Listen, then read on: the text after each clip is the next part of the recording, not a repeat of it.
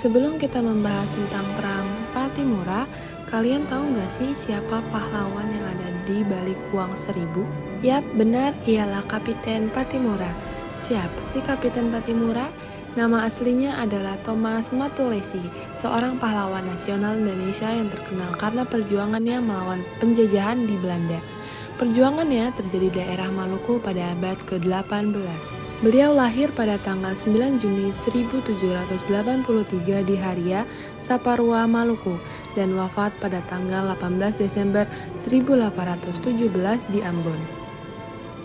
Nama Patimura berarti hati besi dalam bahasa Seram, dan ini merupakan gelar kehormatan yang diberikan kepada Thomas Matulesi karena keberaniannya dalam pertempuran. Pada awalnya, Kapten Patimura adalah seorang petani dan nelayan di daerah Saparua, namun ia bangkit sebagai seorang perlawanan melawan penindasan dan eksploitasi yang dilakukan oleh pemerintah kolonial Belanda, di mana perlawanan ini dilakukan karena ada beberapa faktor: penindasan, pengambilan hak tanah, monopoli tanah, dan perlakuan buruk yang dilakukan kepada orang-orang Maluku. Ada salah satu peristiwa yang memang sangat terkenal dari Kapten Patimura adalah Perang Patimura atau Patimura's War, di mana pada tahun 1816 dia berhasil mempersatukan suku dan komunitas di wilayah Maluku untuk menaklukkan kekuasaan Belanda. Salah satu tindakan awalnya adalah menyerang benteng Duurstede, sebuah benteng militer penting yang dijaga oleh pasukan Belanda. Pertempuran berlangsung sangat sengit walaupun Kapten Patimura dan pasukannya menghadapi tantangan yang berat mengingat bahwa pasukan Belanda memiliki senjata yang sangat amat kuat. Namun, karena semangat pasukan Kapten Patimura itu cukup kuat mengasih inspirasi kepada masyarakat dan juga bisa melanjutkannya perlawanan mereka hingga berbulan-bulan. Pada Desember 1817, pemberontakan tersebut mengalami kekalahan dan Kapten Patimura dan beberapa pengikutnya ditangkap oleh pasukan Belanda dan beliau diadili. Ya, jadi meskipun akhirnya pemberontakan Kapten Patimura dihentikan, tapi perjuangan dan semangat pahlawannya itu tetap dikenang sebagai simbol perlawanan terhadap penjajahan dan juga pengorbanan dalam merebutkan kemerdekaan Indonesia. Kapten Patimura pada tahun 1977 dinyatakan sebagai pahlawan nasional oleh pemerintahan Indonesia sebagai perjuangan atas perjuangannya yang sangat amat menginspirasi.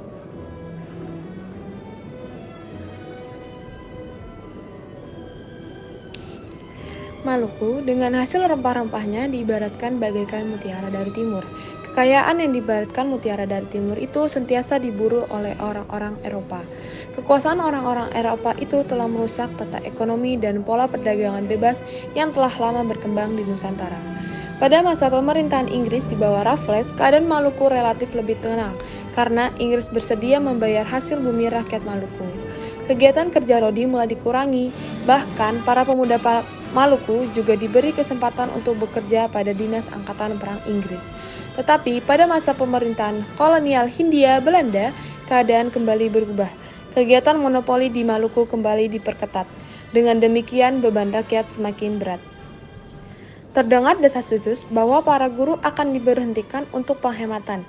Sementara itu, untuk para pemuda akan dikumpulkan menjadikan tentara di luar Maluku. Ditambah lagi dengan sikap arogan dan sikap sewenang-wenang dari Presiden Saparua. Menanggapi kondisi yang demikian, para tokoh dan pemuda Maluku melakukan serangkaian pertemuan rahasia. Sebagai contoh, telah diadakan pertemuan rahasia di Pulau Haruku, pulau yang dihuni orang Islam.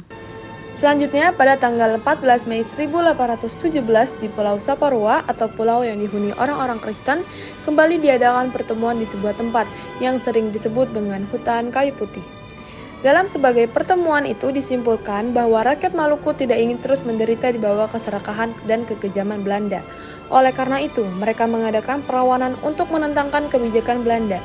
Thomas Matulesi yang kemudian terkenal sebagai gelarnya Patimura dipercaya sebagai pemimpin Pengalamannya bekerja di Dinas Angkatan Perang Inggris diyakini dapat menguntungkan rakyat Maluku. Gerakan perlawanan dimulai dengan menghancurkan kapal-kapal Belanda di pelabuhan. Para pejuang Maluku kemudian menuju benteng Drugstate. Ternyata di benteng itu sudah ada berkumpulnya pasukan Belanda. Dengan demikian terjadilah pertempuran antara para pejuang Maluku melawan pasukan Belanda. Dalam perang itu pasukan Belanda dipimpin oleh Residen van den Berg. Sementara itu para pihak pejuang dipimpin oleh para tokoh lain seperti Christina Marta Tiahahu, Tohas Patiwal, dan Lukas Latumahina. Pada akhirnya Residen dapat dibunuh dan benteng Drugstate dapat dikuasai oleh para pejuang Maluku. Jatuhnya benteng Drugstate telah menambahkan semangat para pemuda Maluku untuk terus berjuang melawan Belanda. Kemudian Belanda meminta bantuan dari Ambon. Datanglah 300 prajurit dipimpin oleh Merwicas. Pasukan dikawal oleh 2 kapal perang, yakni kapal Nassau dan Evertesen. Namun bantuan ini digagalkan oleh pasukan Pattimura. Bahkan Mayor Becas terbunuh. Kemenangan ini semakin menggila perjuangan para pejuang di berbagai tempat seperti di Seram, Hitu, Haruko, dan Larike. Lalu Pattimura memusatkan perhatiannya untuk menyerang benteng Jilandia di Pulau Haruko. Tapi pasukan Belanda memperkuat pertahanan benteng di bawah komando Groot. Patroli juga terus diperketat. Lalu Pattimura gagal menembus benteng Jilandia. Perembukan mulai ditawarkan, tapi tidak ada kesempatan. Akhirnya Belanda mengerahkan semua kekuatannya, termasuk bantuan dari Batavia, untuk merebut kembali benteng Dusdes. Bulan Agustus 1817, Saparua diblokade. Benteng Dusdes dikepung, disertai tembakan meriam. Satu persatu perlawanan di luar benteng dapat dikalahkan. Daerah itu jatuh kembali ke tangan Belanda. Dalam kondisi yang demikian, itu Pattimura memerintahkan pasukannya untuk meloloskan diri dan meninggalkan tempat pertahanannya. Benteng Dusdes berhasil direbut Belanda kembali. Pattimura dan pengikutnya terus melawan dengan gerilya.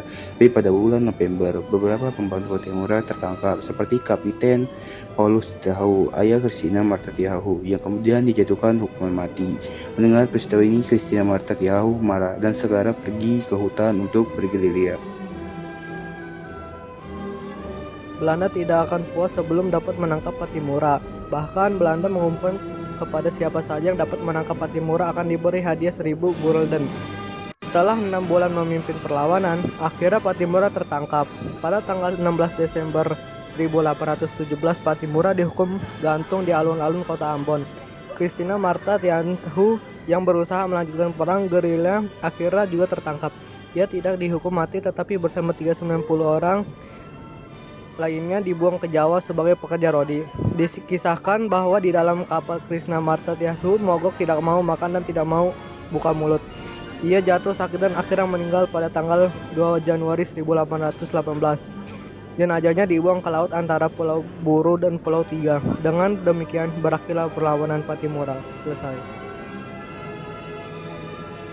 Nah, itu dia teman-teman video ringkas tentang Kapten Pattimura dan Perang Pattimura yang terjadi di Saparua, Kepulauan Maluku.